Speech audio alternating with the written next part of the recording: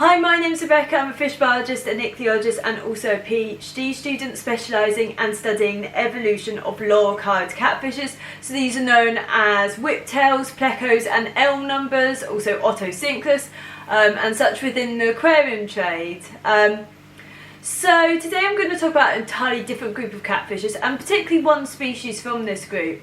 But when people think of catfishes, they think of fishes that want to hide a lot, and this is true for many catfishes, particularly if they're maybe not kept in the right setup, but also generally catfishes are quite elusive by nature, and this is entirely true for what's known as banjo catfishes. So this is a family within cotylephorus. Cotylephorus means catfishes, and these are known as the banjo catfishes, I think I said.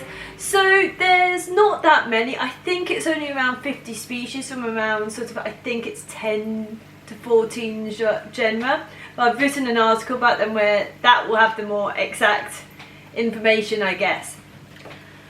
So Aspininidae are more, this is a family of more dorso-ventrally compressed fishes, so very flat fishes. They tend to have an elongate caudal region before you actually reach that tail fin or caudal fin, and they do tend to be elusive. There's quite a few different genera, but very few we actually see in the aquarium trade. The ones you're most likely to see are obviously Bunocephalus, so that's your traditional banjo catfish, and they are the most elusive. You can go years without seeing those. They do bury quite deep in the substrate. They're very hardy, not commonly bred, but they have been bred.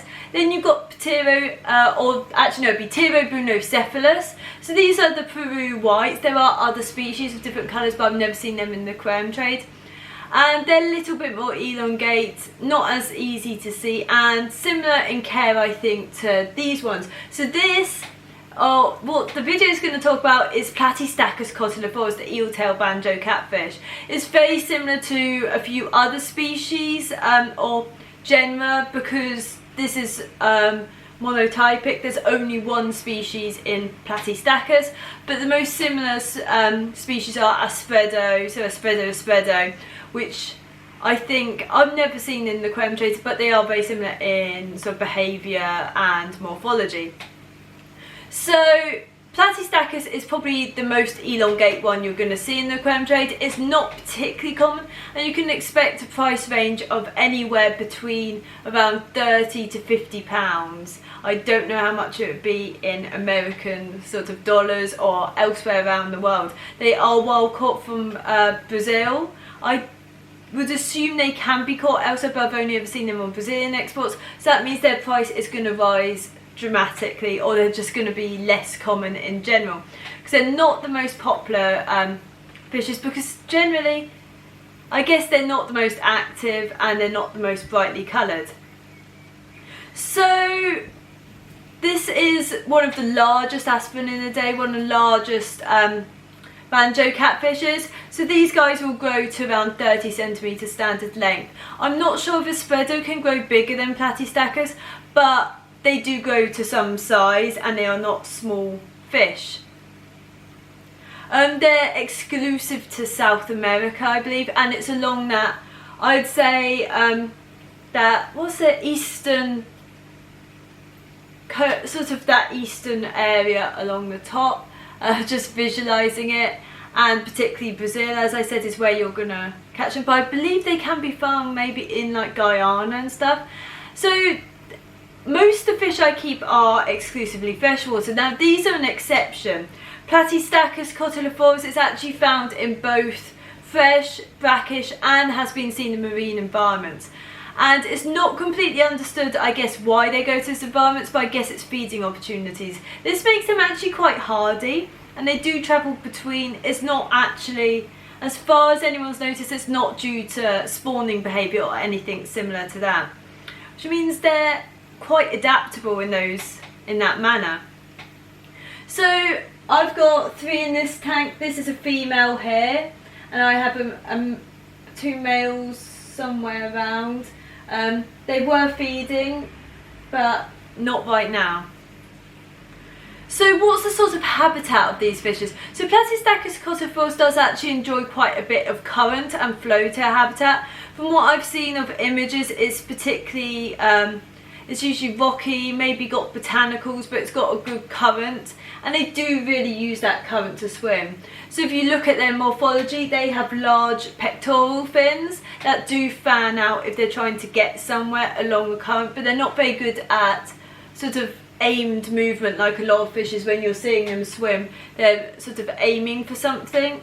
These guys are kind of more drifting with the current, they're like gliding, and they're using that anal fin along, I guess it would be the caudal peduncle, to sort of manoeuvre themselves along with their other fins to help with gliding. Mostly if they're wanting to move, especially short distances, they sort of crawl along the bottom using, I think, more those ventral pelvic fins, so the ones along the bottom, closer to the anus.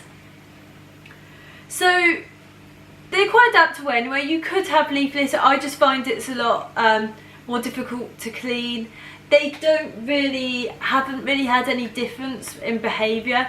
They do like to hide a lot, like any Aspirinidae, but these guys aren't particularly fussy. So a lot of banjos, as in Bunocephalus, they want a sandy substrate to dive right into and hide in, whereas these guys, it's more half-hearted. So you can see like they might have sand on their head. That's just where they've buried halfway, and then they're not too worried about it. I think their main thing is camouflage. These guys come in a diversity of colours, so they might be replicating that sort of leaf litter a little bit more.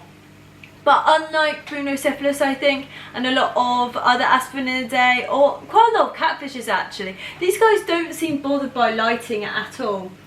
So you might notice that they do move around. They're not like Bunocephalus, which you turn out the lights and they're a little bit more happy to come out. These guys will come out for food whenever. Particularly when you first put them in the tank, they do seem to kind of be establishing where they are. So they sort of glide around, try and get to the top, down and round for like 5 minutes or so, and then they calm down. Hence why these guys are a little bit more chill. And then when feeding, they're active as well. But you can kind of always know where they are, unlike the catfishes that you don't know whether they're still alive in the tank. So sort of a lot of people have had reasonable success of keeping them. They have never been bred in captivity, but I'll go on to breeding behaviour a bit later. But a lot of people have had issues with long-term care. They're not, or they don't seem the most hardier fish. And in my previous videos you might notice or know that I had issues particularly with bloat or egg binding. So my females would get very large and they would just die basically. And I kind of had two sort of ideas behind this. Maybe it was salinity, they needed that change in salinity to get them to pass the eggs, or it was to do with food. So a lot of catfishes, or a lot of fishers in general, are very specialised to what they eat, but it doesn't mean they might not eat something else. They might try something that they shouldn't eat, or more than they should eat. And catfishes are really gluttonous in general. Many catfishes will eat more than they can chew, and it will basically bloat them out. And it seems the biggest issue with Aspirinidae, you can see this one's moving around, this is the female. They have a very limited abdominal cavity. So Bunocephalus and some of the other banjo catfishes, they can expand their stomach quite far. These guys are a lot more limited, and particularly when those females have eggs, there's not much space there. And I think that's the largest reason behind loss, is because they're not, they basically got too much food in them. And particularly when the females are eggy, I try and refrain from feeding and feeding a lot less. And then the other aspect of this is, particularly I see it a lot in lorcarids, where the food isn't actually ideal for them. So a lot of diets are based on fisheries and what carp will eat, what trout will eat, what salmon will eat. It's nothing like the fishes we keep. Even channel catfishes are entirely different, and that science is based on short-term care rather than the long-term care. So it's kind of, they are carnivores, but they want a little bit less frequent feeding, I think. Sorry, they want, I guess less fish meal. So the biggest thing I found is that between when I was keeping them last and when I'm keeping them now, I mostly feed rapashi to my fishes, apart from the discus, who get a mixture of frozen food, ideally fish science discus if it comes out properly, and a mixture of different things like frozen foods. I do use sparsely a little bit, depends, that tank gets a lot more, but that doesn't have the aspirinidate in it. So they get a diversity, but they don't get that high fish meal foods. I don't feed certain brands that I used to feed, and I used to feed those probably more than I should have, and that's when I got the really bad bloat issues in the fishes. So I think that's the reason why. So avoiding fish meal, even krill meal I'd avoid, or just keep the levels low. So rapashi Soylent Green does have it in, but I do bulk it out with algae a lot. And if you watch the way these fishes feed, they are maybe a little bit more detritivores than we give them credit for.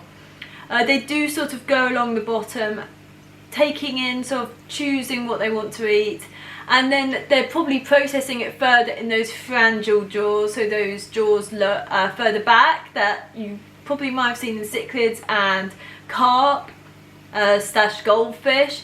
But these guys, if you're looking at the way they're eating, they're kind of doing that motion at the back of their mouth, and you'll see it across loads of different fishes. That's their phalangeal jaws sort of grinding at something or selecting something, I guess, because they can't really move their oral jaws much more than that, whereas the phalangeal jaws can do that. So diet, definitely carnivores, definitely insect based I'll go for, but I would also not be afraid to feed them like some algae based diets, because no doubt they're probably feeding on them in the wild. Although I'd say they're probably more similar, because I don't think their habitats would particularly have anything like cotylephorus as much. It might have, I guess, hoplosternum and stuff, but they're probably feeding, their niche is probably somewhat similar dietarily. But so that's the biggest thing with these guys, they do not want that high fish meal food. It really brings out bloat in them. So misconceptions, I think, because trying to identify why they fail in captivity has been so difficult, I think it certainly has to be that it's diet over salinity, and a lot of people use those fish meal based diets because they're sold as scientific or they're usually sold as catfish food or pleco food or any general food, and they're still, if you look at the ingredients, so we usually say fish and fish derivatives, cereals, vegetables and vegetable byproducts. You'll get sort of variations from those. So you get fish meal instead of fish derivatives. Krill meal is still the same. Cereals, you might get, instead of that, you might get pea protein or peas or potatoes, and it's not quite the same stuff really as algae, insects, stuff like that. And even I would have it with me, I do, but this is probably the wrong one to be looking at, but fluval bug bites, this is the pleco one, so this is meant to be for algivores.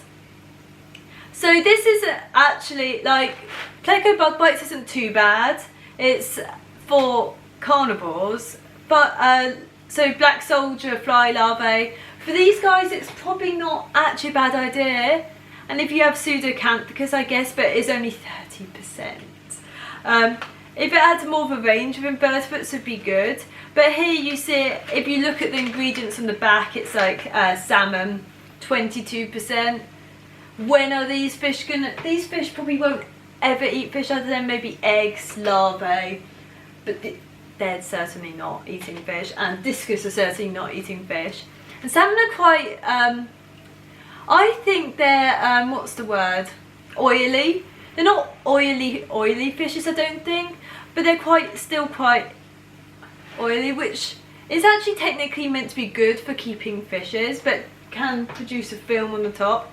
I don't use this much. And then here is the ones that you'll always see in particularly diets like this, and it's quite high up because if you add 30 plus 22, that's 52% of the insects and the salmon. The rest is wheat, peas, potato.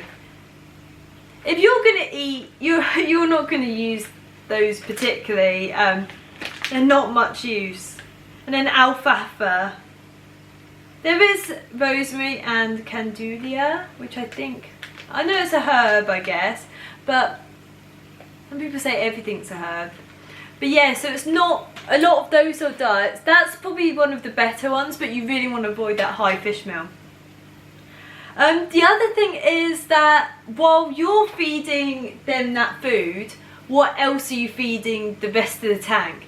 Because if you're saying, oh, I'm feeding this insect-based meal, and maybe with algae and stuff like that, but then you've got a busy tank and you're chucking in loads of those fish meal based diets, those guys are going to eat it anyway. They're going to clear up anything on the bottom, and unlike lorcarids, if that food's in, they're going to switch onto it quite quickly, like a lot of catfishes actually. So they're going to end up eating it. So you do want a tank that maybe has those either algae-based feeders, or fish that feed very fast. Well, you don't really want very fast feeders because they outcompete them. But you do want something that feeds on less, I guess. You don't want a busy tank, and you don't want to be feeding too much. Which is why I find that this tank kind of works best, because the other tank has my gymnotus and my eel that are a little bit slower to feed, but they get fed particularly meaty foods and they can handle it because that eel eats quite a bit. And I don't want these eating a whole earth one. That's quite a bit to fit into her stomach. She's not eggy at the moment, and you can actually see her phalangeal jaws feeding at the moment. She's kind of spitting out the stuff she doesn't want. So breeding, they have never been bred in captivity, so it's probably not even worth the discussion. So these guys, we don't really know how they breed, other than, so the name Platystacus, I believe, refers to the shape of the fish. It's in my article in detail, but I've forgotten. But cotylephorus actually refers to, so this is actually found in quite a few Aspirinidae, but the females on their abdomen will carry the eggs on little like stalks, and the egg will like hang on there like that, and they carry it along with them, which I don't know if it's related to activity levels, because the common banjo catfish Brunocephalus doesn't do that. So it just makes you wonder really, but they do just carry the eggs with them. Maybe it is to do with these guys travel quite a bit, or it's their habitat. It stops predation, I guess, of the eggs. Once their eggs are developed, they're hatched, and the parents will just ditch them. But it is sort of an example of brood care that is, I guess, not the rarest in fishes, but people don't expect it of catfishes apart from lorcarids. But individuals have been imported with the eggs attached. It's just no one's bred them in captivity yet, and I don't know if the diet's been half the reason why. A little bit curious about that, but I'll see. And this guy's now hidden. They tend to only hide their head, not the whole body, and colours. So I have 3 different colour variants in here. So they usually come in a lighter beige or dark beige, or they come in a dark brown. And then the dark browns you'll get a sort of saddle type one, which is like a traditional banjo colour. Or you'll get ones which are more mottled. Hence why they do kind of look a little bit diseased, but they're not. It's just these lighter patches that kind of look like ulceration or where they've been rasped. And sometimes I'm like, I had to take a double look. But yeah, they do look very strange. Especially one of mine has a light mark on the abdomen, and I'm like, oh no, he's hurt himself and he's fine. So the final part I'm going to talk about is these guys actually have vocalizations, or they can stridulate. So what they do is they move those pectoral fins and it creates a sound. Most of it's like a high-pitched squeak, and and sometimes it can sound like a cracking, and the cracking one I've only ever heard on the male, communicating while I was water changing, so lowering the water level, and it creates this continual cracking sound. I do have the footage, but I'd have to fish it out, and it's quite quiet. Generally, the other reason, the main reason they vocalise is if you pick them up, they will make that sound as they're about to impale your fingers on those pectoral fins. So unlike banjos, who you can pick up and they're chill, these guys are not. I would not recommend even like while they're underwater. They're a lot more active, they're a lot more aggressive when it comes to it. They're not territorial at all, but they won't tolerate being picked up, and they're very sharp. Those pectoral fins can do quite a bit of damage. So moving house, that was a bit of a pain with these guys, and they can get trapped a little bit on nets. But otherwise, they're really interesting to watch, and if you get to watch them sort of gliding around the tank, it's particularly cool to see. And they do, you can see how they use the flow, so they do go up towards the power head and just use that power head to sort of keep them up. So I definitely recommend a tank with a lot of flow, and definitely a sandy substrate. They do use that sandy substrate. I wouldn't have, the reason for leaf litter I'd be a bit worried about is you don't want that trapped waste. They do want a current, so that leaf litter is going to get continually, I guess, almost thrown around at points and then trapped under things. And unlike Brunocephalus, which I wouldn't keep with her particularly, but all of these guys can actually then move out the way if one of them decides to have a go at them, whereas Brunocephalus will just sit there until it's too late. So they're kind of a much better option if you've got some maybe more boisterous fishes, but they're certainly not going to handle boisterous cichlids such as the Central Americans, Oscars, or even like some of the smaller ones, I guess. So the Epistogramma and stuff like that would be fine. They're a bit, the current I don't know if it would be a bit too much, but like rams and stuff, they'd handle that. And they're not really bothered by any other fishes. They will eat anything that fits in their mouth though, but I've never had small tetra with them, or really small fish with them. So anyway, I'm going to end this video here. If you like my videos, please comment, like and subscribe. I can do a video about any of the fishes I keep, or I have to get footage of others. And if anyone wants a video about, I guess, my gymnotus. Anyway, thank you for watching and goodbye.